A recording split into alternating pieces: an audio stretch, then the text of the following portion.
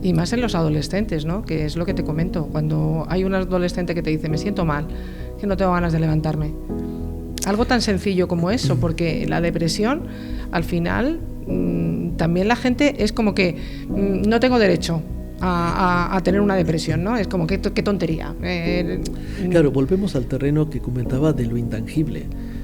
Todos podemos tener una apendicitis, y cuando tienes una apendicitis vas al quirófano y ya está. ¿Dónde tengo la depresión, no? Cuando el dolor depresivo, ¿dónde duele? ¿Dónde duele? Es el dolor moral, pero ponte la mano en el dolor moral. La depresión duele en todo el cuerpo.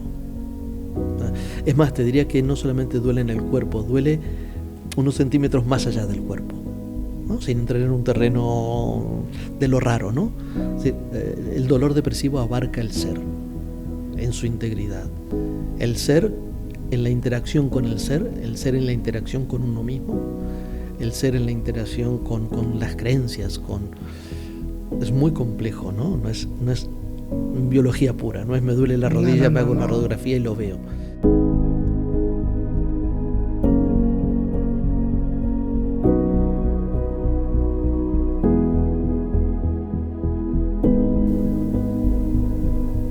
Bienvenidos y bienvenidas a Viviendo con Poder.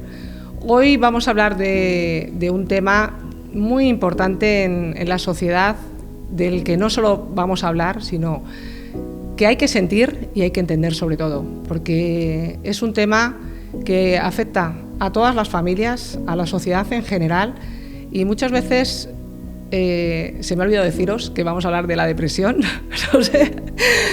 Y vamos a hacer esa distinción entre lo que es la depresión y lo que es la tristeza, porque escuchamos en muchas ocasiones el hecho de, bueno, tengo un día mal, bueno, no es para tanto, ¿no? Está pasando una mala racha, pero muchas veces esto va más allá. Así que hoy tengo el privilegio de tener conmigo al doctor Luis Villar. Es psiquiatra, es experto en salud mental, en infanto-juvenil y en adultos, y vamos a hablar desde el corazón de este tema y sobre todo hablando con claridad, con compasión y poniendo voz a esas palabras que muchas veces no se quiere decir. Así que bienvenido, Luis. Gracias, encantado Gloria, de estar gracias aquí. por la propuesta.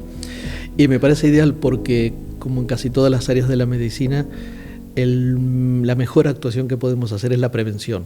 Totalmente. En salud mental tal vez sea más difícil que en otras, pero creo que esta campaña tiene como finalidad la psicoeducación y la prevención, que son dos herramientas fundamentales para hablar, y ahí discreparía contigo en la propuesta del título, no la depresión, sino las depresiones, porque al día de hoy hay tantas formas que es bastante complejo el tema, pero me parece muy bonito para desarrollarlo. Qué razón tienes, y qué importante es tanto la prevención como tener ese conocimiento. Sí, porque toda actuación temprana, reitero, como en cualquier área de la medicina, evita males mayores. Bueno, pues si te parece, vamos a comenzar. Vamos. De una manera, porque esto parece que es un tema como muy simple, ¿no? La tristeza, ojalá. ¿no? Pero realmente qué complicado es. Sí, lo es. Y saber sobre todo esa distinción, que la gente entienda. Sí. ¿Qué es la tristeza por una parte? Porque, bueno, la tristeza, pues como todos sabemos, es una emoción. Pero la depresión no es una emoción, es una enfermedad.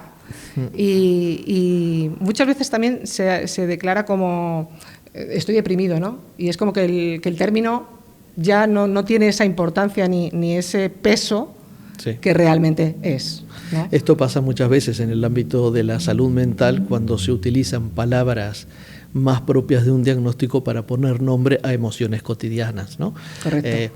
Estoy aislado, estoy solitario, no tengo ganas de compartir, estoy autista. Es diferente, no es un autismo. Y más hacer hincapié en el tema de hoy, cuando tú haces la diferenciación entre qué es la tristeza, que es una emoción normal. Exacto. Y cuando la tristeza pasa a ser parte de un síntoma, o sea, pasa a ser un síntoma del gran complejo sintomático que es la enfermedad. Pasamos de una emoción normal que todos experimentamos con o sin motivos a lo largo de la vida y a lo largo de las semanas, podríamos decir, a lo otro que ya es una enfermedad. ¿no? Es un trastorno, una enfermedad, como quiera clasificarlo, pero sí que implica una gravedad, unas medidas terapéuticas, un pronóstico, una valoración muy diferente a la tristeza que podamos tener en un momento. Uh-huh. ¿Y cómo hacemos esa distinción para que la gente lo identifique? Me refiero con un ejemplo.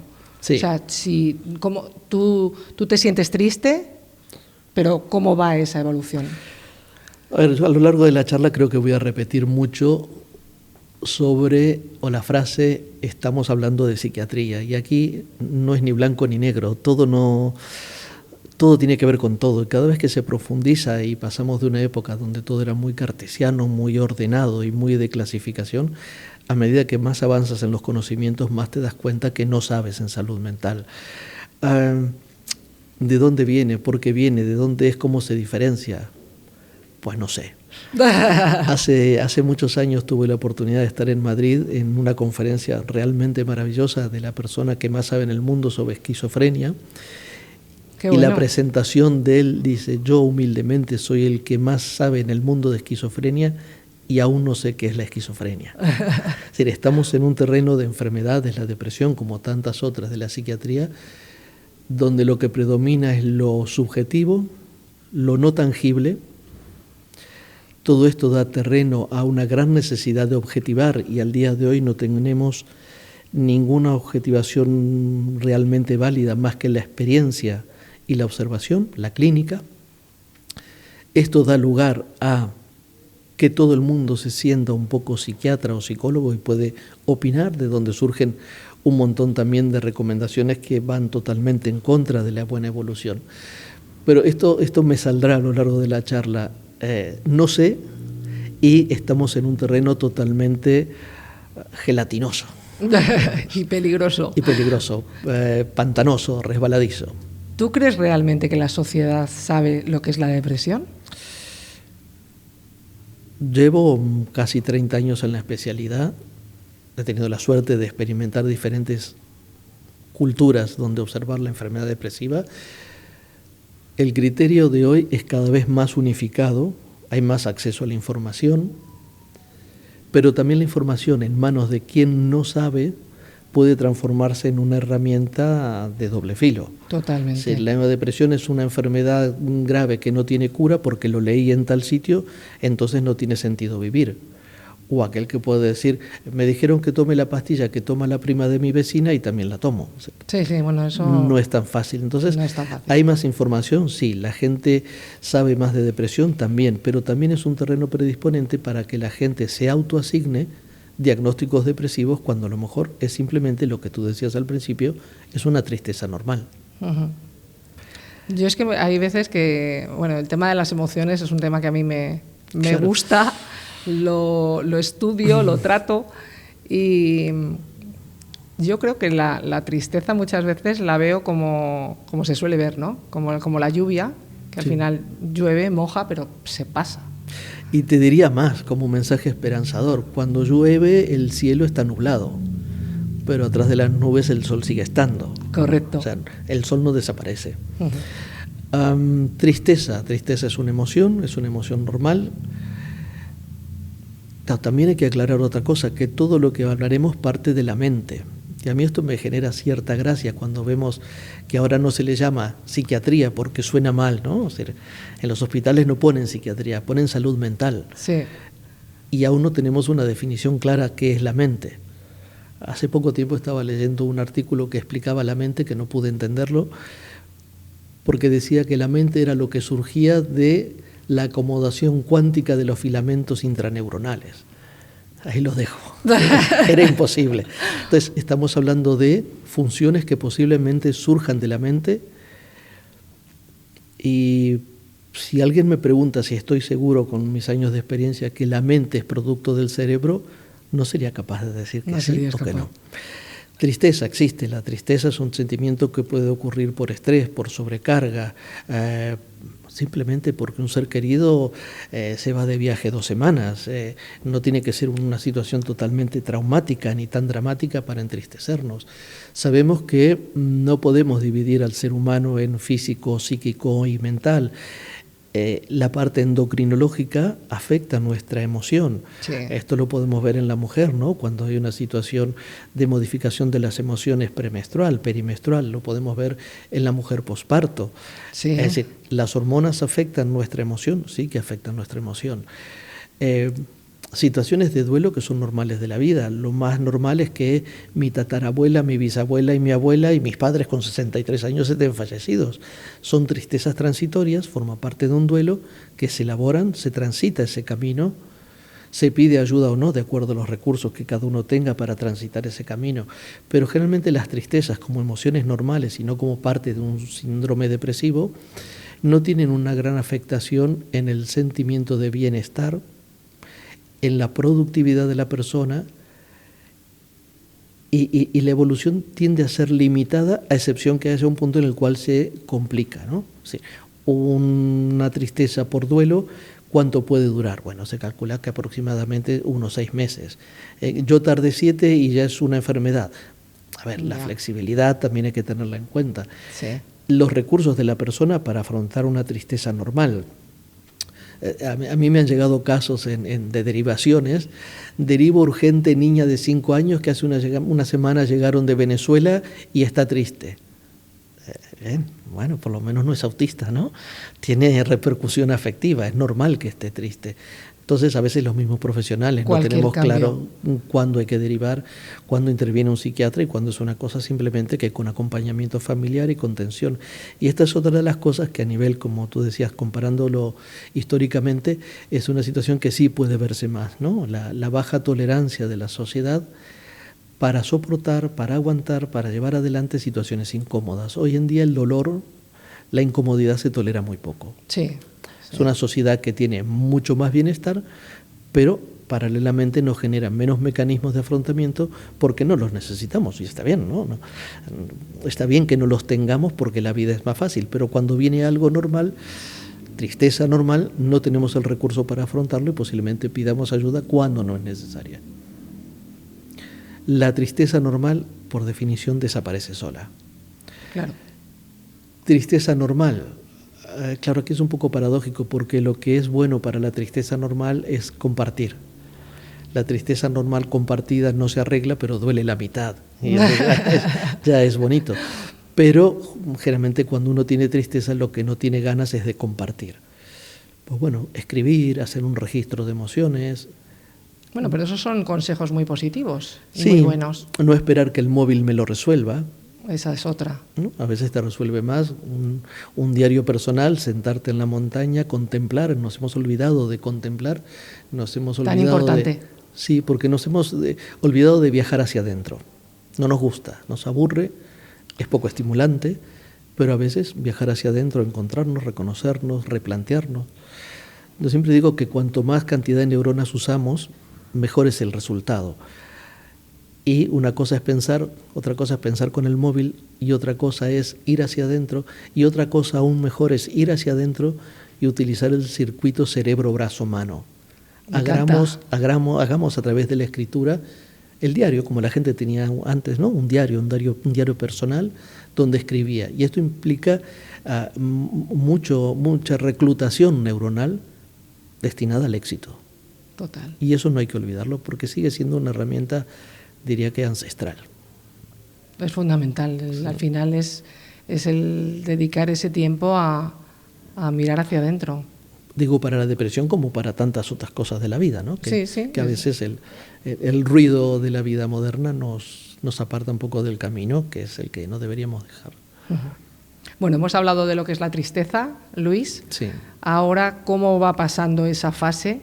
¿O cómo tú te vas dando cuenta de que o no te das cuenta? Porque hay gente que lo sientes, que no saben ni que tienen una depresión. Ya.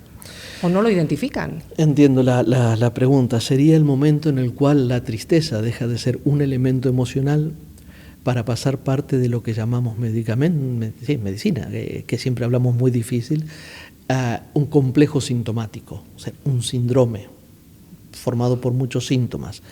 Cuando uno tiene una enfermedad depresiva, la tristeza, digamos que es el síntoma característico, principal, más fácil de reconocer. ¿Cómo estás triste? Pero la depresión como enfermedad no se caracteriza solamente por me siento triste. Exacto. Abarca un abanico muy interesante.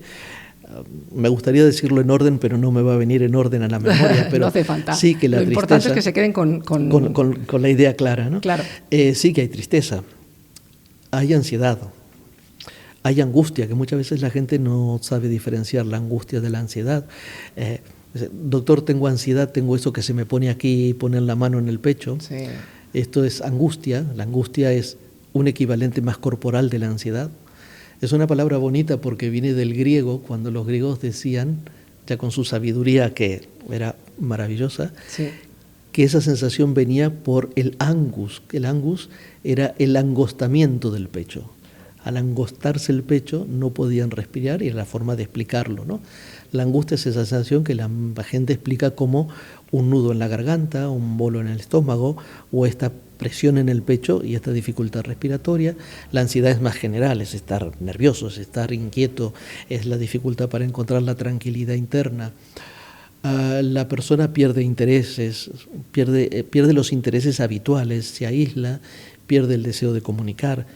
Es importantísimo preguntar por la capacidad de disfrutar el placer, lo que se llama anedonia, la pérdida del hedonismo, sí, ¿no? Sí. Es decir, nada me interesa, ya nada me satisface, la sensación de vacío existencial, el sentimiento de culpa, otra cosa que es una tortura, está siempre presente en la enfermedad depresiva y es uno de los factores que hay que medir mucho porque la culpa y el suicidio van muy de la mano. Luego hablaremos de eso también. Sí, pero recordar la culpa porque el paciente depresivo al sentirse culpable se considera una carga para la familia, lo que estoy haciendo pasar a mi familia. Claro, no hay culpa, pero no se lo puedes hacer entender porque es un síntoma más. Es decir, yo no le puedo decir a una persona que tiene una apendicitis que no le duele el abdomen. Ya. Yo no le puedo decir a un depresivo que no sienta culpa porque lo siente. Claro. Como decía, la pérdida de interés, la pérdida de la ilusión, la desesperanza. El cuerpo también habla en la depresión y habla diferente a cada edad. En los niños vas a ver que lo depresivo se somatiza. No te saben explicar la tristeza, aunque hay veces que te sorprende, ¿eh? ¿Desde qué edad empiezan los niños pequeños con una depresión?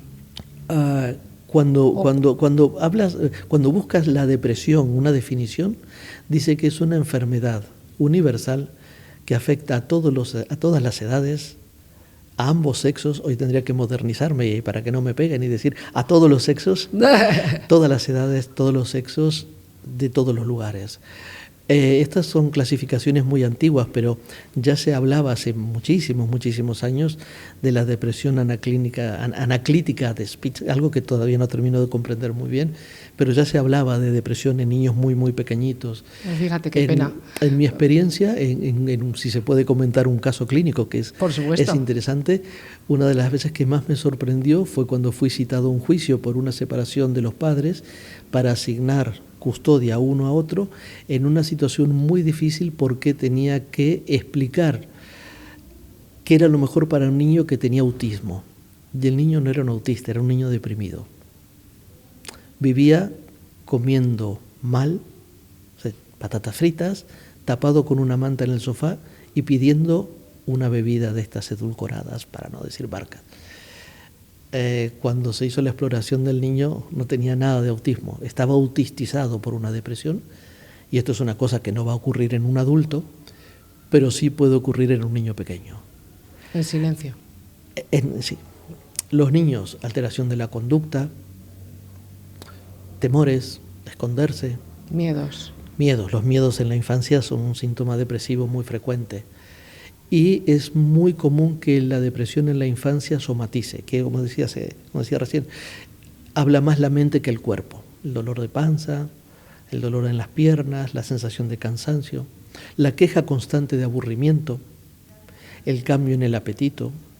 Si ya estamos en edad escolar, obviamente las funciones intelectuales, va a haber una merma, una dificultad en alcanzar los conocimientos, el aislamiento social, el esconderse a llorar.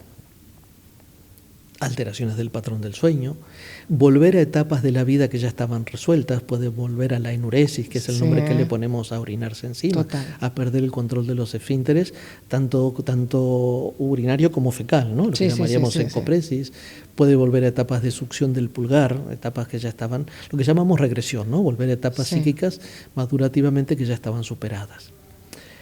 Diferentes cuando entramos en la adolescencia, que se deprimen mucho más que los niños. Espera un momentito, antes de ir a la adolescencia, porque este tema también me interesa, el tema de los niños, y que quede bueno, lo más claro posible.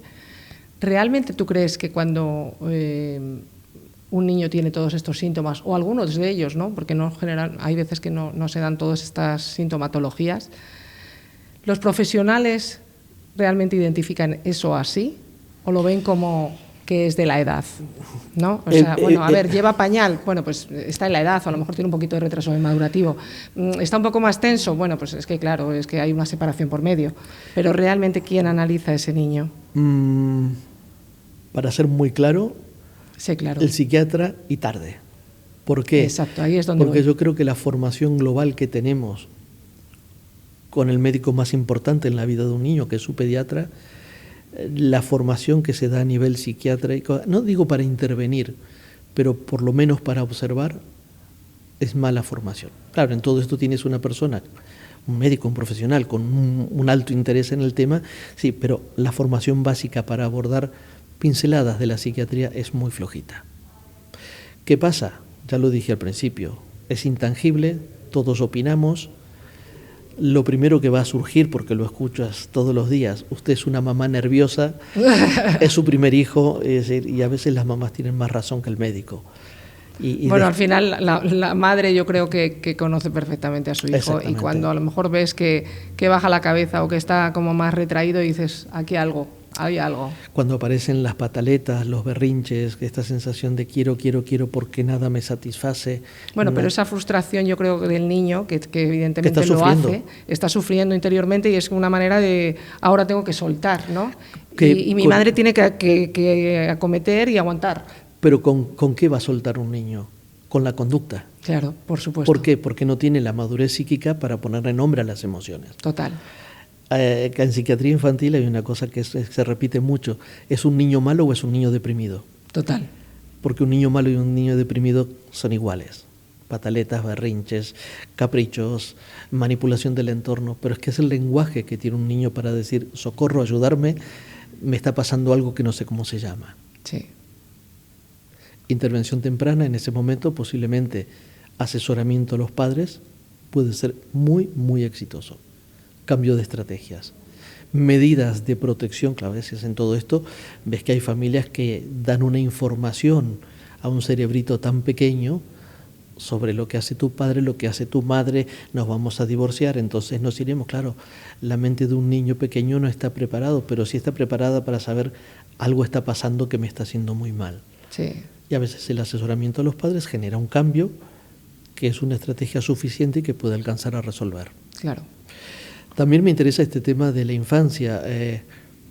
No es que sea una cosa directa, ¿no? Como tema estadístico, la persistencia en el malestar puede llevar a la enfermedad crónica. Y eso es de los objetivos fundamentales que tenemos que evitar. Que a veces simplemente falta un poquito de observación y sentido común, pero claro, no lo podemos exigir, ni todo el mundo lo tiene, ni la formación es la suficiente. Mira, yo he ejercido durante 16 años como profesional sanitario, bueno, ya lo sabes, que soy podóloga, y bueno, cuando yo tenía mi consulta, pasaba consulta con pacientes que al final venían por un dolor físico, ¿no? Pero bueno, al final vas teniendo pacientes que vas teniendo una relación, haces también una anamnesis, en la que hay algunos pacientes en los que sí que te dicen que tienen una depresión, otros sabes que a lo mejor tienen una sintomatología de depresión que no está ni diagnosticada ni son conscientes, ¿no? Pero ¿por qué comento esto? Porque al final todos esos años de pasar consulta te dan esa sensibilidad, sí, ¿no? Tan profunda de entender más allá, ¿no? Y de ver más allá de lo que es un síntoma. Y también creo que, si bien no es psiquiatría lo tuyo, estaremos de acuerdo en que la palabra cuánto bien hace. Claro, claro, Sí. total. Y A esto entonces, me refiero a que la medicina actual es una medicina terriblemente rápida. No estamos hablando del señor Freud caminando por los bosques de Viena con la alta sociedad, ¿no? A veces tenemos 15 minutos o media hora donde lo más importante, que es la escucha, no alcanza. Entonces creo que dentro de tu trabajo el tiempo de escucha, el tiempo de palabra, el tiempo de acompañamiento es muy sanador y es muy terapéutico. Claro. Y no hace falta ser psiquiatra. No, totalmente. Yo lo que quería expresar era que al final la gente cuando habla te está dando mucha información.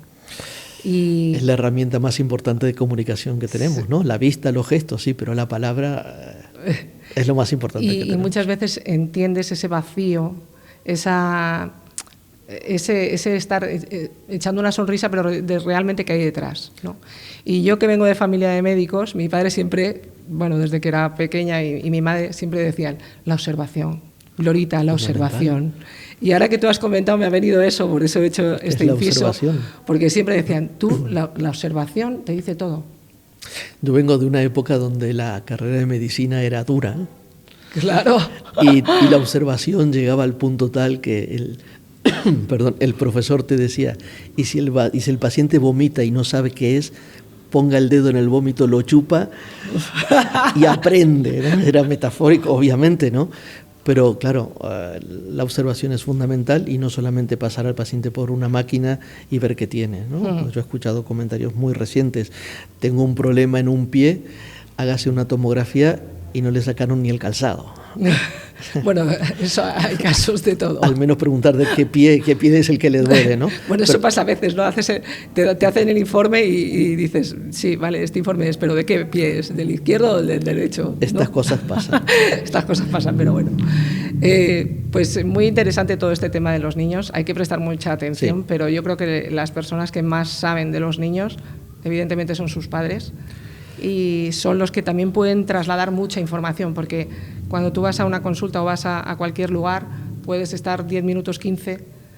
Pero no te olvides de una cosa, el niño pasa la mayor parte del tiempo en dos lugares, casa y colegio, casa Totalmente. Y escuela.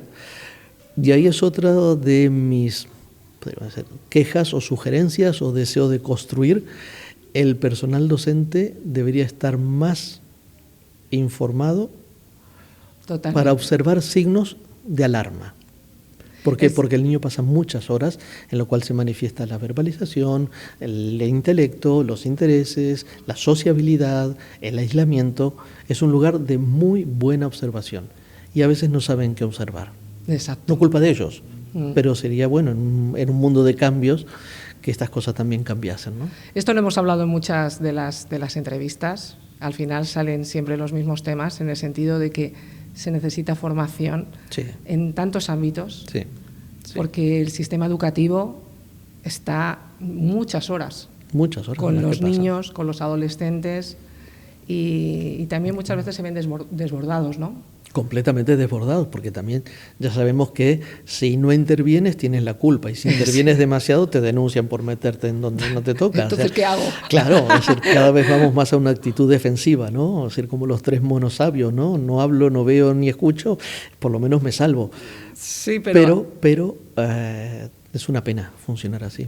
Sí, pero bueno, hay que fomentar todo esto y también se tiene que dar voz, porque los niños es el futuro de mañana. Totalmente. Y ahora mismo hay muchas circunstancias que se están viendo en los niños. Estamos hablando ahora de la depresión y vamos a continuar, pero también se ven otras alteraciones. Muchísimas, sí. Entonces, claro, es decir, a un mundo más cargado de estímulos de todo tipo, lo cual no quiere decir que sean malos, muchos son buenos, pero también hay una readaptación cerebral.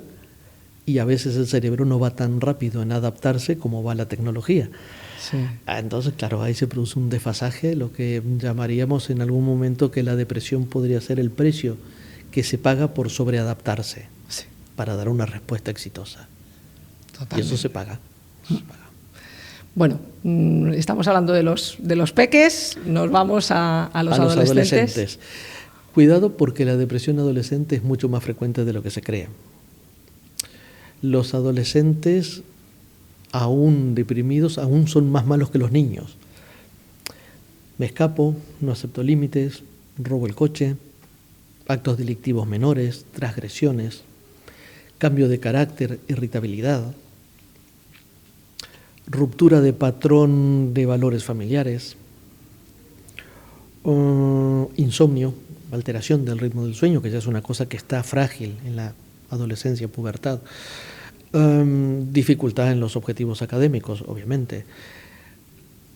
Hay un factor muy importante en la autoestima que en pequeñitos lo podemos dejar de lado, pero sí en adelante, que es la autoestima. La autoestima es una cosa a preguntar porque da valor muy, muy interesante. En el 100% de los casos la autoestima en un adolescente deprimido está por el suelo, pero no queda bien decirlo. Entonces, no me siento bien conmigo, no me siento bien con mi cuerpo, no me siento bien con mi estética, que es una cosa que ya está propia en el adolescente, pero también hablar de una autoestima baja es mostrar un signo de debilidad. Por lo tanto, hay una hiperactuación. ¿Cómo está tu autoestima? Mejor que nada, con una actitud chulesca y agresiva que no es más que una defensa. Es interesante desenmascarar la falsa autoestima y ahí es donde se derrumban y hablan. La pérdida de las ilusiones, la pérdida de los intereses. Y hay un riesgo muy grande en la adolescencia, que es cuando la persona puede encontrar mecanismos no adaptativos para aliviar el malestar. Móvil, alcohol y drogas. O sea, que esas serían como la salida, ¿no? Sí.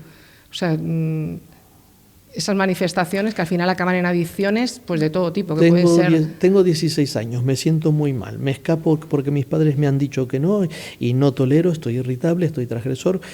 Voy a un grupo de amigos, me dicen, fuma esto, lo fumo y, hombre, me siento mejor. Cuidado, porque si con eso me siento mejor, mañana también, pasado también, y terminamos además con una depresión agravada, con una adicción, y entramos en un círculo del que no es fácil salir, y a su vez el mismo consumo de droga a nivel químico también afecta en negativo la depresión. Claro. Se establece un círculo muy complejo. Es que fíjate, yo hablo en ocasiones pues con gente que a lo mejor te dice, pero si tiene de todo, si está estudiando la carrera, si él tiene poder económico, si en casa es súper feliz, si es que no le falta de nada. No. Ese es el peor consejo que se daba antes con la enfermedad depresiva. Y si puedo hacer un inciso muy pequeñito con respecto a adultos, pero así como hablé con la depresión en niños y la tristeza como elemento normal, una sola vez vi la depresión más grave que puede existir.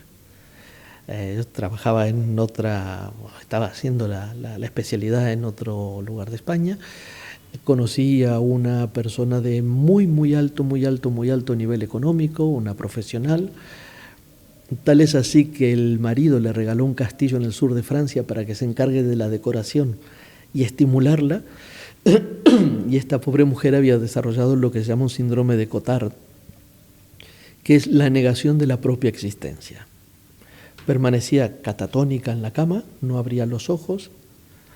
Entonces llegaba, la saludaba y me decía, ¿para qué vienes? No te molestes, ya estoy muerta. Mira cómo huelo. Sentía el olor a descomposición del cadáver, y es la depresión más grave que se puede ver.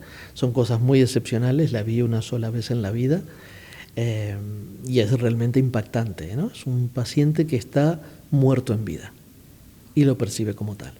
Fíjate. Este es el punto más grave, quitando lo que sería el suicidio, ¿no? Pero sí, y así todo, como mensaje esperanzador, esto se arregla. Pero es la situación más grave que he visto en lo depresivo. Eso es importante. Ya no hay queja, no hay dolor. No te molestes porque estoy muerta.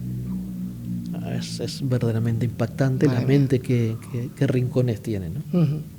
De todas formas, en los adolescentes también yo creo que hay que prestar mucha atención a cualquier comentario de lo que hablan. Estar alerta. Te diría más incluso.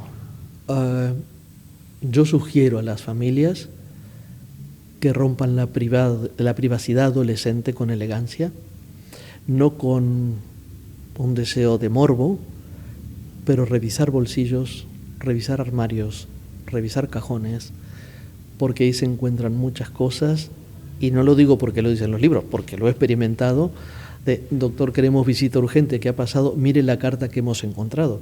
Y es un testamento. Y los adolescentes hacen testamentos. El peluche tal que me regaló mi primer novio se lo dejo a mi amiga. Es decir, el boli que tanto quiero, hay testamentos para deshacerse de sus pertenencias que aman y dejarlas en manos de los seres queridos porque saben que a partir de tal día no van a estar. Leer una carta así cuando ya está muerto es una pena. Entonces, respetemos la privacidad del adolescente. Seamos elegantes con la privacidad del adolescente, pero utilicemos los ojos, utilicemos el olfato. ¿A qué huele la habitación? Si la habitación huele demasiado a antitranspirante, están camuflando. Si la boca huele demasiado a chicle de fresa, están camuflando. Si se aíslan mucho tiempo en la habitación... Eso es fundamental, ¿eh? Muchas veces, no, es que como son mayores están ahí en la habitación. No. Hay que observar que hay en la habitación. Hay que observar y aunque suene mal decirlo, y tendré gente en contra seguro, pero yo espiaría elegantemente y sería respetuoso. Pero se encuentran muchas cosas que realmente las he visto, ¿eh? Y son alarmantes. Por supuesto. Yo vuelvo a insistir de nuevo en la observación. Fundamental. Al final tienes que saber tus hijos con quién van, con quién no van. Y a pesar de todo, muchas veces a lo mejor no te enteras ni de la misa a la mitad. Seguro, no, partimos que no te vas a enterar. Pero tienes que estar ahí. Pero hay que observar. Tienes que estar ahí observando y sabiendo qué hacen y qué no hacen. Sí, completamente de acuerdo. Porque muchas veces te encuentras incluso con comentarios de, bueno, está en la edad, está tonta, ¿no? Está en esta etapa, es que es un vago, es que no se levanta, es que no reacciona. Sí. No, incluso hasta el cambio de postura corporal. Siempre estuvo interesado por el básquet, siempre por el fútbol, ahora no quiere ir. Ahora no sale con los amigos. Está todo el día en casa. Sí. Y también precaución a todas esas cosas. Y tener en cuenta que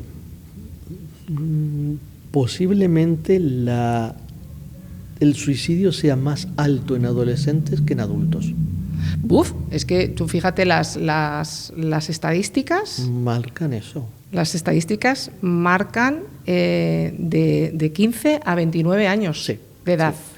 Y hay una etapa, porque también esto que parecería que los niños no se suicidan, también hay suicidio infantil, aunque resulte alarmante, no es suicidio adolescente, es suicidio infantil. En uno de los países que yo fui a formarme en la parte psiquiátrica, biológica, había mucho revuelo porque poco tiempo antes se había suicidado un niño de 6 años con una escopeta del padre. Esto es fuera de Europa. Era un señor muy aficionado a la cacería. El niño tenía una enfermedad, desde el punto de vista del equipo terapéutico se aconsejó y este papá dijo cualquier cosa menos mis armas y se disparó en la cabeza. ¡Qué horror! Entonces, ¿qué es lo que pasa en el joven pequeñito o en el pequeñito? Quiero dejar de sufrir, pero el concepto de muerte no está elaborado.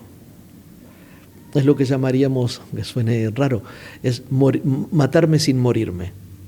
Yo sé que si me mato dejo de existir, en algún plano no, entraremos en el terreno filosófico, místico, esotérico, ¿no?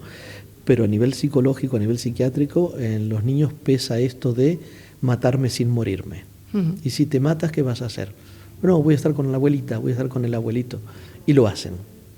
Entonces, para cualquier edad, lo que sí diría, pues no lo voy a repetir en todas las etapas de la edad que uno puede deprimirse, pero cuando una persona hace un comentario de suicidio, siempre creerlo. Nunca banalizarlo, nunca justificarlo a través... No, lo dicen pero no lo hacen. Dios mío, nunca digan esto, es todo lo contrario. Eso es un horror. Si lo dicen, lo hacen. O un porcentaje muy alto lo hace. Es que es un error también minimizar totalmente todas estas circunstancias. Y muchas veces está la otra cosa que es el que llamaríamos el parasuicidio, ¿no? Esto lo he visto hace 2 años en una paciente que al final ocurrió lo que tenía que ocurrir, pero no se murió. Que es juego con el suicidio, pero el día que me subí al tejado había llovido. Y realmente no me quería matar, pero me caí. Y fueron de 3 pisos. No murió, pero podría haberse muerto. Este parasuicidio, ¿no? Sí. De jugar a poner una situación límite que a veces no me quiero matar, pero me termino muriendo. En concreto, Luis, tú que estás en el hospital atendiendo pacientes de psiquiatría, ¿Cuál es la media de edad que tú tienes en el Qué hospital? pregunta complicada, porque Sí. en el hospital yo hago 4 áreas al mismo tiempo. Estoy en infanto juvenil. El paciente más pequeñito que he atendido aquí en Andorra era de 4 años, un trastorno de neurodesarrollo que se deriva a otra área, ¿no? Se me ha llegado, pero no es un caso puramente psiquiátrico. Después estoy en la unidad de conductas adictivas, comenzando en conductas adictivas con población juvenil, teniendo en cuenta que cuando hablamos de adicción hablamos también de las nuevas adicciones, las tecnoadicciones, Sí. adicciones todas farmacológicas, adicciones conductuales. También ahí veo adultos en conductas adictivas. Estoy también en un centro de reeducación intensiva donde son niños y adolescentes, principalmente adolescentes, y también estoy en el centro penitenciario donde no son niños sino son adultos jóvenes. Entonces, adultos jóvenes, eso me gusta. ¿Qué rango de edades? Pues el que me toque. Sí, pero ingresados por depresión. Los hay. En este momento no hay por depresión, sino que hay sentimientos depresivos de patologías más amplias. ¿Pero niños? Sí, claro, sí. Sí, porque a ver, un niño con enfermedad depresiva, con antecedentes biológicos familiares, con antecedentes genéticos, que ha dejado una carta. Tengo otro caso también que me gusta contar casos clínicos. Tuve, porque por suerte ahora es estudiante de medicina. Era una niña de 8 años que los padres alarmaron, pidieron la derivación, y ya cuando uno es conocido en el lugar, hay un pediatra que más o menos sabe tu estilo y lo derivamos muy rápido. Y esta niña había escrito con 8 añitos, con sangre que se sacaba de la nariz, "Me quiero morir". Y luego había hecho unos garabatos que parecerían sacados de una película demoníaca en una familia totalmente normal. ¿De dónde la mente humana puede sacar estos símbolos satánicos y escritos con sangre de la nariz? Es algo que verdaderamente te planteas, ¿dónde estoy? ¿No? ¿Esta es la realidad o estoy viendo una película? Madre mía. Y fue muy llamativo porque esas cartas las guardo, y cuando viene la niña a la consulta me decía, ¿y no tienes miedo? Estaba un poco perpleja, no es estoy deprimido, pero en la realidad ya estaba más allá de esto. Yo tenía ese momento un despacho que detrás mío había una ventana y estaba la otra parte muy cercana del mismo edificio de salud mental. Y me decía, yo le preguntaba, ¿miedo de qué? Dice, están atrás tuyo. ¿Quiénes? Los que me vienen a ver por la noche. ¿Y quiénes son? Unos señores altos sin rostro, todos negros, y estamos ya en el terreno cuando la depresión pasa a la psicosis, a la pérdida del contacto con la realidad. Esta niña tuvo un éxito, no porque soy muy bueno, sino porque la enfermedad es así, ¿no? Y la psiquiatría en niños y la depresión en niños es muy agradecida. Qué bueno. Es un lugar donde puedes ser exitoso. Y esto es lo que se llamaría una depresión grave, con síntomas psicóticos, es el punto casi más grave de una depresión. La evolución ha sido excelente. El único dato que había, porque también cuando no sabemos tenemos que buscar justificar el origen de algo, porque la angustia de la incertidumbre no se tolera. Es culpa de mamá, culpa de papá.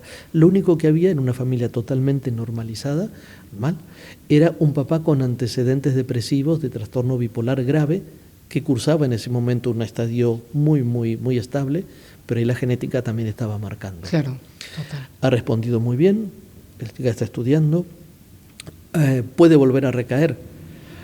Hombre, si yo tengo una madre hipertensa, tengo un padre hipertenso, tengo un abuelo muerto por un infarto, lo más seguro es que yo también tenga un problema cardiológico. Es decir, esta persona puede en otros momentos de su vida tener mayor vulnerabilidad cerebral, genética, corporal para una depresión, sí. Claro, porque por ejemplo estos niños que han desarrollado una depresión, Sí. También hay que vigilarles en la edad adulta, en la adolescencia. Dos cosas te diría yo. Hay que vigilarles, por lo tanto hay que informar a los papás qué vigilar, pero también hay que psicoeducarlos, en el sentido de que ellos aprendan a vigilarse. Yo siempre les digo en la consulta, hacer lo que quieran, pero cuando sientan que están mal, venir urgente, porque cuanto más rápido actuemos va a ser mejor. Claro. ¿Y qué tendrías que ver urgente? Que vuelva a sentirme triste, que vuelva a sentirme rabioso, que todo me enfada, que todo me molesta, que no me gusto, que me siento cansado, que me siento aburrido.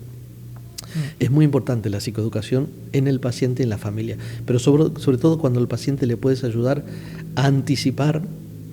Esto es muy bueno porque a ver, esto puede salvar una vida, ¿eh? Aunque No, es tan total. tonto, pero puede salvar una vida. No, es que es así. Es así. Es así. Y más en los adolescentes, ¿no? Que es lo que te comento. Cuando hay un adolescente que te dice, me siento mal, que no tengo ganas de levantarme. Algo tan sencillo como eso, porque la depresión, al final, también la gente es como que no tengo derecho a tener una depresión, ¿no? Es como que qué tontería. Claro, volvemos al terreno que comentaba de lo intangible. Todos podemos tener una apendicitis. Y cuando tienes una apendicitis vas al quirófano y ya está. ¿Dónde tengo la depresión? ¿No? Cuando, el dolor depresivo, ¿dónde duele? ¿Dónde duele? Es el dolor moral. Pero ponte la mano en el dolor moral. La depresión duele en todo el cuerpo. Es más, te diría que no solamente duele en el cuerpo, duele unos centímetros más allá del cuerpo, ¿no? Sin entrar en un terreno de lo raro, ¿no? Es decir, el dolor depresivo abarca el ser en su integridad. El ser en la interacción con el ser en la interacción con uno mismo, el ser en la interacción con las creencias, es muy complejo, ¿no? No es biología pura, no es me duele la rodilla, me hago una radiografía y lo veo. Es que yo creo que lo que comentaba hace un momento, ¿no? Yo creo que si una persona tiene depresión, también tiene derecho a decir que tiene una enfermedad. Pero es como que no te da, la sociedad no te da el derecho de decir, ni tú de manifestar que tienes una depresión, porque queda como... venga, bueno, y lo típico, ¿no? Las típicas frases, venga, anímate. Esto casi te remontarías a... Bueno, hago una interrupción retrospectiva. Cuando yo te hablaba de este caso grave del síndrome de Cotard y decirle a la persona que ánimo, adelante, disfruta, y el sentimiento de culpa... Claro, si eso se te pasa... Este marido le había comprado un castillo para decorar. Es decir, yo no me puedo mover de la cama porque estoy muerta y tengo la culpa de no agradar a mi marido a través del regalo que me hace. Entonces, cuidado cuando a la persona la machacamos con ponte mejor, tú puedes, tú eres valiente, tienes que hacerlo. No, el juicio, es muy importante, es muy importante no juzgar. A una persona que le acaban de cortar las 2 piernas, tú no le dirías, anda, espabila y ve a correr. A un depresivo no le puedes decir, anda, levántate y ve a tomar el sol. No, no lo va a hacer. Esto genera más culpa y defraudas a la persona que te quiere. Cuidado con la culpa y defraudar, cuidado con la tristeza, la culpa, defraudar y la pérdida de la esperanza.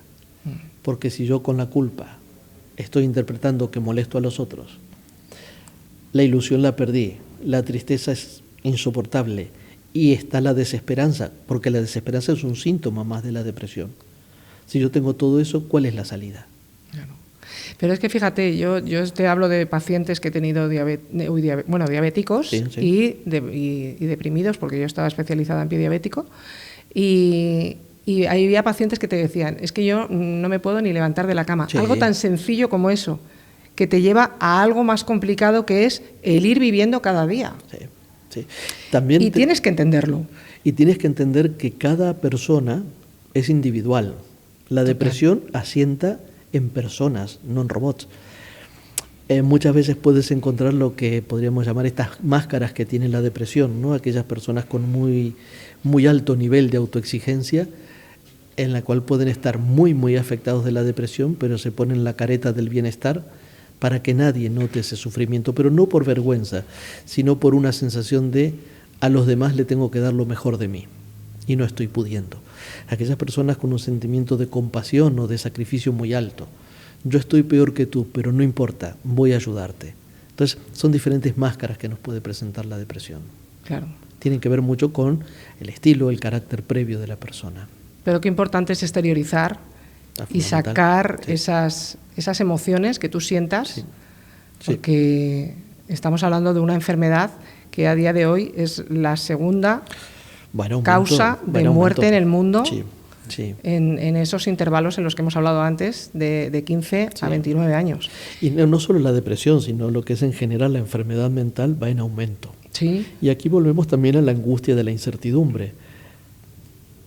Porque la comida sobremanufacturada tiene conservantes, porque, en realidad no sabemos. Que es multifactorial, ya lo podemos decir, pero que una sola cosa no determina, estamos seguros. Porque los mismos factores externos a algunas personas le afectan y a otras no. Exacto. Es decir, ¿qué diátesis, qué sensibilidad individual hay para que eso ocurra o no? Es el terreno complejo de atreverse a decir no sé, no sabemos, pero va más. Va cambiando. De todas formas, ten en cuenta los índices tan importantes, que estamos cerca de las 300.000 personas diagnosticadas de depresión, sí. Más la cantidad de personas que no están diagnosticadas. Bueno, las depresiones ocultas, ¿no? Las depresiones ocultas. Pero sí, va todo en aumento y no me atrevo a decir por qué. Sé que no es una sola causa, sé que son múltiples. Exacto. No me podría quedar decir, es por culpa de, y ya dejamos el tema zanjado. No se puede saber. No. Hay muchas causas que no son culpa, ¿no? Sí, muchos factores también. Muchos factores. Ha cambiado la sociedad, ha cambiado los roles, ha cambiado la velocidad, ha cambiado la tolerancia, han cambiado muchísimas cosas que sí afectan la mente humana o el sentimiento humano. Y también vamos a tocar un tema muy importante que afecta también en esto, que es la soledad. La soledad no deseada. Porque también hay gente que no está trabajando esa soledad de contigo mismo, de saber que al final no necesitas a nadie, pero necesitan como ese entorno o como esa pareja o como alguien para sentirse validado. No, fíjate, eso va a ser un problema. Yo te digo una cosa, la soledad va a ser la siguiente enfermedad. Me animaría a decirte que no. No. Que aún va a ser peor. Bueno. Porque hace 4 días estaba jugando, que esto a mí de las nuevas tecnologías en cuanto a las inteligencias artificiales me está generando cierto atractivo. Sí. Y encontré una aplicación que interactúa contigo. Sí. Y ya será un acompañante, lo cual puede generar una verdadera adicción. Pero lo que más me sorprendió es que me dice, Luis, quiero conocerte. Bueno, soy Luis, y a medida que iba entrando en discurso, iba modulando y empezaba a tener acento argentino. Se iba adaptando a ti. Se iba adaptando. Entonces, ¿reemplazaremos la solución de la soledad, que solamente es otro ser humano a tu lado, por una máquina que nos diga algo? Pues puede ser. ¿Resolveremos la falta de una maternidad o una paternidad a través de comprar un muñeco con forma de bebé real y que también está calentito? Ay, madre. Estamos entrando en un mundo verdaderamente peligroso, especial, raro y sorprendente a la vez. La soledad con aquellas personas que no tienen muy elaborada su capacidad para la soledad es un factor que va a llevar a la depresión claramente. No es el modelo familiar de hace muchísimos años, en la cual era la casa unifamiliar de 3 pisos, arriba vivían los abuelos, en la mitad los tíos y abajo la familia más joven, y uno cocinaba para los otros y se sufría muchísimo también, porque a la abuelita había que cambiarla, a la abuelita había que llevarlo a dormir porque tenía un Parkinson. Se también generaba, sobre todo en el sexo femenino, un rol de cuidadora eterna sin derecho a nada, ¿no? Total. Recluidas totalmente a eso. Y cuando se libraba de todo esto, lo que le quedaba era la vejez. Los modelos familiares ahora un poco más al anciano, al abuelo, te lo quitas de encima, pero no por falta de amor, es que la vida que llevamos hoy en día tampoco te lo permite. Casi te quitas a los hijos de encima, porque del colegio van al canguro, de la canguro llegas a casa estresado, estresada, y no tienes tiempo más que para poner la tele y les afectas el desarrollo del habla porque le pones unos programas que verdaderamente retrasan el desarrollo cerebral. Y es alarmante a futuro. Tú como psiquiatra estás asustado ya de la sociedad. Sí, totalmente. ¿Y en los adultos qué La depresión en los adultos tal vez sea el terreno más fácil de abordar. ¿Por qué? Porque el adulto cuenta con un autoconocimiento, cuenta con conocimientos generales, cuenta con una madurez cerebral para explicar. Generalmente la consulta de un adulto depresivo, generalmente, digo muy frecuentemente, es voluntaria, no viene porque no sabe lo que le pasa. Ya viene a la consulta diciendo, vengo porque creo que tengo depresión. Ya hay cultura de este tipo. Es mucho más fácil interrogar, es mucho más fácil que te den respuestas válidas. Siempre ten en cuenta, la depresión se asienta sobre personas diferentes. Claro. Está el mentiroso, está el tramposo, está el simulador, Está el histriónico, que habla de una depresión de muerte cuando no tiene casi nada, y está la mujer dura y fuerte que sufre en silencio y no se permite verbalizar la tristeza.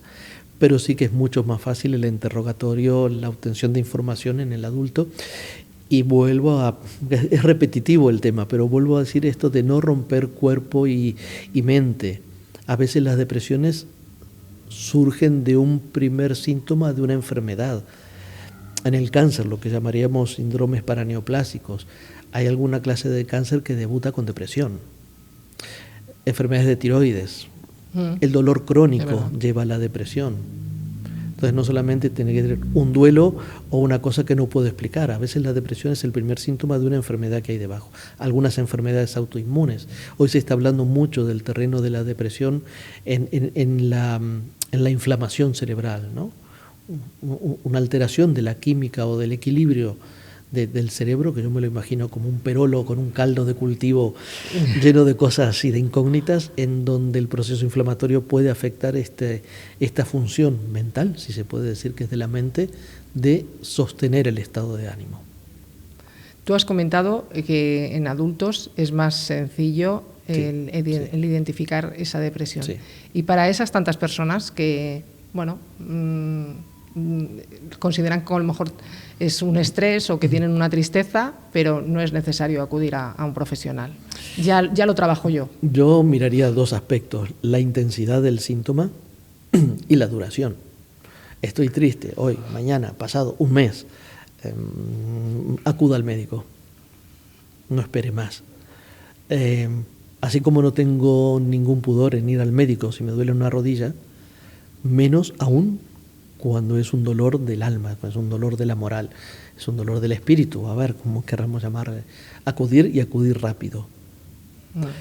Hoy en día tenemos la posibilidad de curar con un arsenal tanto de la palabra, lo que es la psicoterapia, como químico, muy diferente al que era hace 100 años atrás. Hace 100 años atrás podrías medicar solamente a aquellas personas que tenían una depresión de una gravedad casi incompatible con la vida, porque la medicación que le ibas a dar casi también era incompatible con la vida. Hoy tenemos un arsenal farmacológico que te permite una calidad de vida, es más, diría, que te permite proyectar una calidad de vida cuando hayas alcanzado el bienestar depresivo, porque son fármacos que hasta protegen el cerebro a lo largo de los años.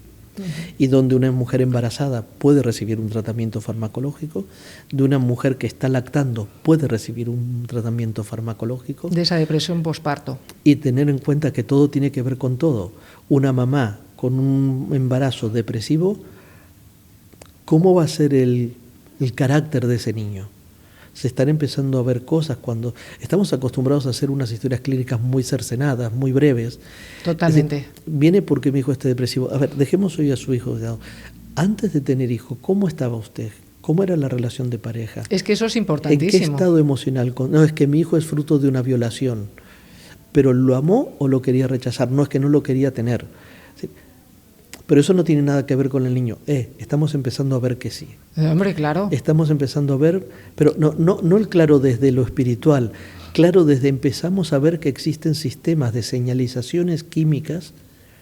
Patrones Químicos de señalización cerebral en la madre que quedan incluso guardados para un próximo embarazo. Y eso es transmitido químicamente al embarazo. Cada vez se complejiza más, entonces indaguemos bien en el desarrollo y todo esto. Una mujer que está deprimida, que yo químicamente le puedo dar bienestar, no solo va a repercutir bien en ella en ese momento, va a repercutir bien en su rol maternal, en su paciencia para lactar, en el vínculo, el principal vínculo, el poder mirar al hijo a los ojos y que te pueda mirar y copiar, ¿no? Es decir, ¿puede una madre embarazada deprimida mejorar el desarrollo cerebral de su hijo y su estabilidad psíquica a futuro? Aunque parezca ciencia ficción, sí. Prefiero una madre embarazada, prefiero una madre lactando con medicación a este concepto antiguo que si le dabas una medicación era incompatible con un embarazo. O sea, hemos llegado a un punto muy bonito de poder tratar. Sí, y yo creo que también un tema muy importante, porque cuando tú quieres hablar a lo mejor de lo que es la depresión, tienes que indagar e ir más hacia detrás. Sí. que muchas veces te centras en la persona y qué te pasa. Esto es lo mismo que cuando una persona tiene un ataque de pánico, ¿no? Otro tema para hablar, la ansiedad y el pánico y las fobias, ¿no? Y dices, si lo que quiero es contención, si lo que quiero es acompañamiento, y a lo mejor te están diciendo, no, venga, esto con una charla no se trata de eso. Este es el tema que cuando he tenido que dar alguna charla sobre patología mental, yo lo divido en la diapositiva de mitos y verdades, ¿no? Déjalo que se cura solo, esto es de débiles, tú lo tienes todo, a ti no te puede pasar, esto en 2 días se te pasa. A ti lo que te falta es salir, divertirte. A ti lo que te falta es un novio. O sea, parece que todo se arregla con un novio. O sea, no. Se arregla con un proceso terapéutico, ¿no? Entonces, estos mensajes hace mucho daño. Son muy peligrosos porque pueden llevar a la cronificación de la enfermedad y a que esta situación del estigma psiquiátrico, en vez de resolverse, yo creo que cada vez hablamos más del estigma y cada vez estamos más estigmatizados, ¿no? Fíjate que te voy a hacer aquí un inciso, porque en Holanda la ley de la eutanasia está permitida. Entonces, bueno, ocurrieron unos casos el año pasado, en abril del 2024, una persona que tenía depresión crónica durante toda su vida. Entonces ella acudía al psiquiatra y ella comentó que lo tenía claro, que si algún día le llegaba a decir pues el psiquiatra que no tendría solución, tomaría la decisión de morir. Bueno, pues llegó el día en el que un psiquiatra la dijo que no podía hacer nada y que no tenía solución, que sería esto de por vida. Tienes culpa, tienes desesperanza, duele un montón y te dicen que nunca vas más a curarte. Pues tomó la decisión. ¿Pero qué otra te queda? Pero volvemos a lo que estamos hablando antes. ¿Pero qué otra te queda cuando las cosas se hacen mal? Claro. O sea, vuelvo a decir, al final esa persona podría estar hoy aquí si al final hubiera tenido profesionales que hubieran indagado más atrás, ¿no? Ver un poco los orígenes y no solo ver que tú estás deprimida en este momento. Y no solo más atrás, sino la aplicación de la... No conozco el caso, no puedo juzgar al profesional, pero tal vez me ponga el mundo en mi contra, pero cuando una persona ya no tiene ninguna esperanza más de mejorarse de una depresión, y me van a matar con lo que van a decir, con lo que voy a decir, pero aún es vigente el electroshock. Un electroshock tan refinado que hoy puedes ir a hacerlo, dormir un rato y volver a tu casa en el coche. No estamos hablando del electroshock de las películas, ¿no? Sí. Entonces, hay mucho por hacer. La eutanasia y la psiquiatría es muy difícil de aplicar porque entramos en un terreno en el que cuando decía al principio, voy a ser reiterativo en algunas frases, todo tiene que ver con todo. La vida en definitiva es mía y con mi vida hago lo que quiero. Pero no se consideraría válido que una persona haga con su vida lo que quiere cuando la enfermedad depresiva tiene como síntoma la pérdida de capacidad de autopreservación. Todas las especies tienen autopreservación. Yo estoy deprimido y me muero y me suicido, o el suicidio es la ruptura del mecanismo de autopreservación de la depresión. Una eutanasia en depresión es muy, muy cuestionable porque uno de los síntomas de la depresión es la ruptura del mecanismo de autopreservación. Y considero que dentro de lo que es el enfermar mental, la enfermedad depresiva es una de las que tiene más capacidad o más arsenal terapéutico, desde los ingresos, desde la psicoterapia, desde la farmacología, y aunque parezca aberrante y aguanto las consecuencias, el electroshock en los últimos casos, cuando se aplica bien y dónde debe aplicarse, pues se ha utilizado electroshock en situaciones con esperanza de mejoría y no las hay. Hay 4 o 5 situaciones muy concretas en las que es realmente exitoso. Y aunque te sorprenda, en el Parkinson deprimido y en la embarazada deprimida.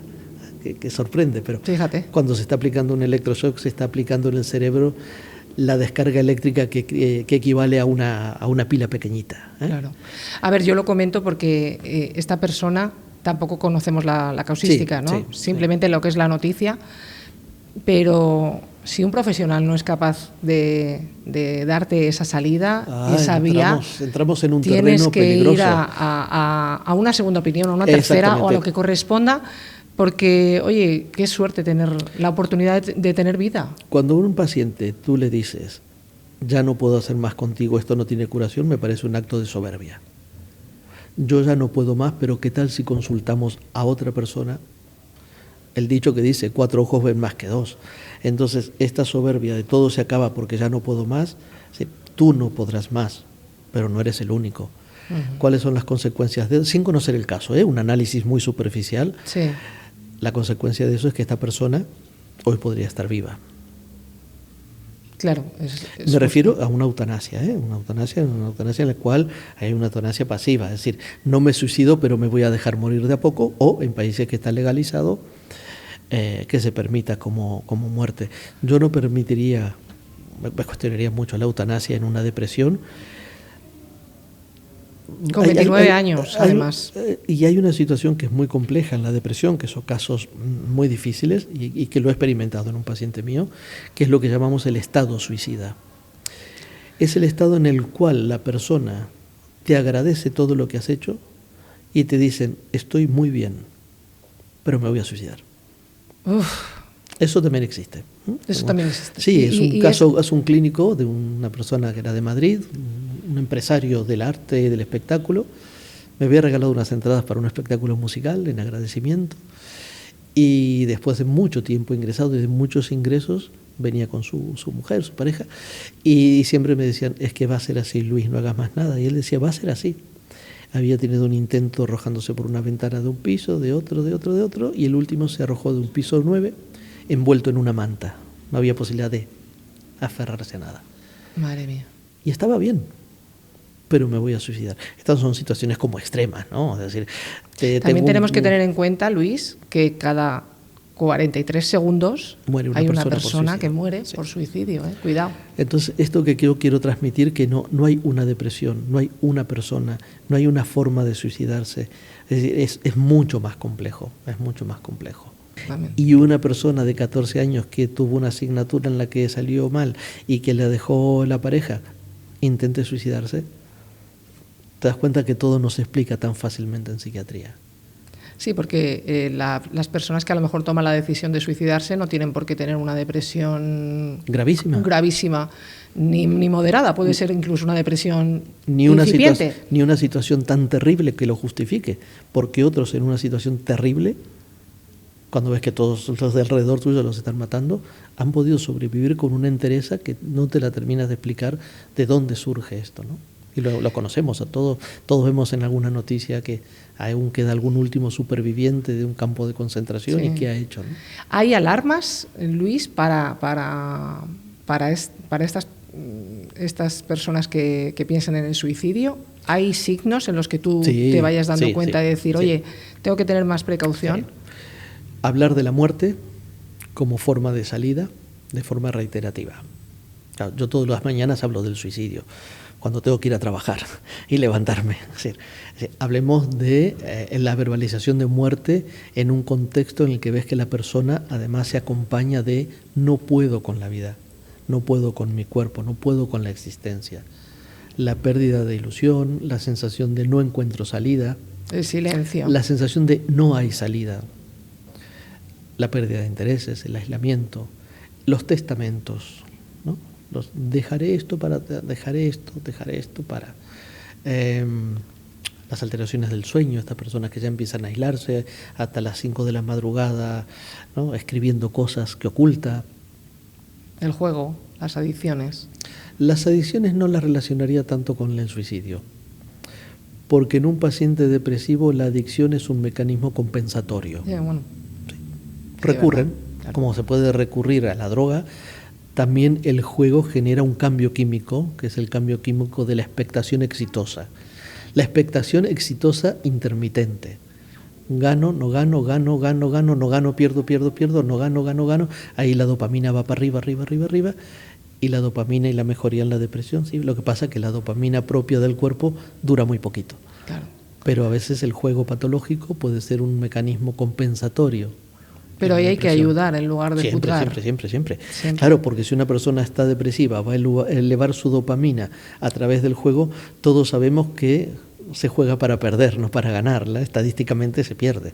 Entonces, si estoy deprimido, no tengo recursos, tengo culpa y he perdido todo el dinero, esto va al suicidio directo. Entonces, la observación tiene que ser muy amplia y el médico de atención primaria tiene que ser el primero formado, y hay buena formación, y la observación la observación que se puede dar en el ámbito familiar, más importante. La observación en el ámbito laboral es muy buena, pero siempre existe este sesgo de hasta dónde yo puedo meterme a decirle a un compañero no te veo bien. Tienes este temor, ¿no? Si se lo digo, le hago un bien o le hago un mal. Pero la palabra siempre ayuda. Bueno, te iba a decir como medidas, pero ¿realmente la depresión se cura? Sí. Y si no se cura, se define como, decía, ¿no? Es decir, una enfermedad que afecta a todos los estratos socioeconómicos, a todos los sexos, a todas las edades, y se autodefine como, y es autolimitada en el tiempo. Es decir, de una forma o por otra se limita. No con el suicidio, ¿no? Me refiero que hay un momento en el que en la depresión, yo no creo tanto en esta definición. No creo que si no hay una intervención no se autolimita. Pero sí que con los tratamientos farmacológicos de hoy, en la que tienes dos cosas fundamentales: muy buena respuesta y muy buena tolerancia. Tengo depresión crónica y no me curaré, pero vivo excelentemente bien con mi tratamiento. Es más, estoy tan bien que voy al psiquiatra 2 veces al año. Sí, lo tienes como mantenido. ¿Sí? Cuestionamiento que no te hace una persona con hipotiroidismo. No te lo cuestiona aquella persona que tiene, no sé, una diabetes y tiene que pincharse, y encima no es exitoso, que tiene que pincharse insulina. Está esta connotación de lo psiquiátrico, ¿no? Tomar una pastilla para la depresión es de los débiles. Ya. La depresión, y a lo mejor es tener coraje. Este concepto antiguo, ¿no? Los hombres no lloran, ¿no? Los hombres no nos podemos deprimir, la sociedad actual no tiene derecho a deprimirse, y si tomamos medicación del psiquiatra es porque estamos locos.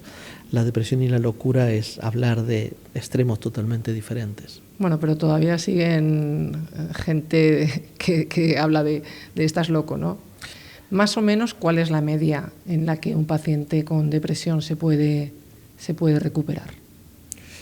Siempre soy muy malo para los números, pero diría que muy alta. Pero me refiero, ¿en meses? ¿Puede ser un año? No. A ver, aquí vamos a hablar de todo cambia en la depresión y el valor del tiempo. Hoy tuve un día buenísimo y se me ha pasado muy rápido. Padezco una depresión y el tiempo se me hace eterno.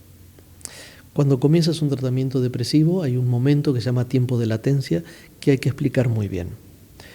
Un tratamiento antidepresivo te genera malestar de estómago, se resuelve siempre, pero genera malestar de estómago, genera una movilización emocional. Tú vas al psiquiatra por primera vez, con lo que eso ya, la connotación que tiene, y vuelves a hablar de toda tu tristeza, lo hace llorar, ¿no? Tienes que tener los pañuelitos para que se sequen las lágrimas, le pones un tratamiento que le va a hacer efecto a las 4 semanas. Comenzar a sentirse bien es lento. Es importantísimo explicar al paciente que uno no tiene la varita mágica. Yo tengo un fármaco que utilizo y soy exitoso en el 90% de los pacientes, pero lo pones en uno que es el que más quiere curar y ya se le va fatal. Es decir, predecir qué va a pasar, hay muchos factores genéticos y metabólicos individuales que lo que uno tiene que lograr primero es un vínculo de confianza absoluta. Claro. Y después volvemos a la palabra observación. Observar para ser lo menos equivocado posible y poder diseñar un tratamiento como si fuese un traje a medida. Para eso tienes que observar y tienes que conocer a la persona y qué necesita. Y sobre todo también el acompañamiento y el informar a la familia para que esté ahí. Fundamental, una persona depresiva con un riesgo suicida no puede quedar la familia desinformada. Son los principales informadores ante una situación de riesgo. Bueno, Luis, si quisieras dejar un mensaje a una persona que te dijese ya no puedo más, ¿qué te gustaría decirle? Que siempre se puede. Siempre se puede.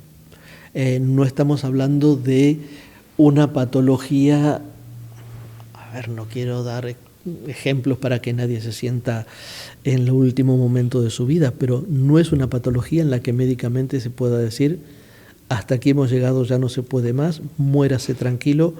No, porque existe tanta posibilidad de combinar cosas que decir no se puede más con esto. La otra cosa es que el paciente depresivo lo entienda, está muy limitado a entender, pero nunca me atrevería a decir no se puede más. Sí. Y no es un mensaje de vamos que se puede, vamos que es un mensaje vulgar, alentador. No, científicamente. Acudir rápido. Voy a ser un poco cínico con lo siguiente. Pedirle paciencia a un paciente depresivo es lo peor que le puedes decir, pero tenga paciencia. Nuevamente cínico, guarde la esperanza. No tienen esperanza. Pero volvemos al principio de la charla. Está lloviendo, está nublado, pero el sol está. Simplemente hay que encontrar cómo despejar las nubes. Perfecto. Y aparte, aunque tengas un invierno largo, el invierno también pasa. La primavera después viene siempre. Bueno, Luis, pues muchísimas gracias por todo lo que has trasladado de información y de ayuda.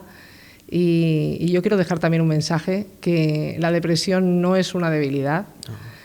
Al final es muy importante el amor, la presencia, el acompañamiento. Así que espero que se hayan quedado con toda la información que has ofrecido, que ha sido muy valiosa.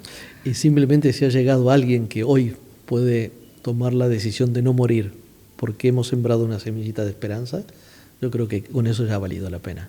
Parece fantástico tu propuesta. Muchas gracias. Gracias, Sonia. Bueno, si os ha gustado este episodio, yo creo que es muy importante mirar con otros ojos a nuestro alrededor, porque puede ser tu hijo, puede ser tu familia o puede ser simplemente un amigo. Así que si consideras que tienes que compartir este episodio, te invito a que lo compartas. Y recuerda, juntas crecemos más fuertes. Nos escuchamos el próximo jueves. Muchas gracias, Viviendo con Poder.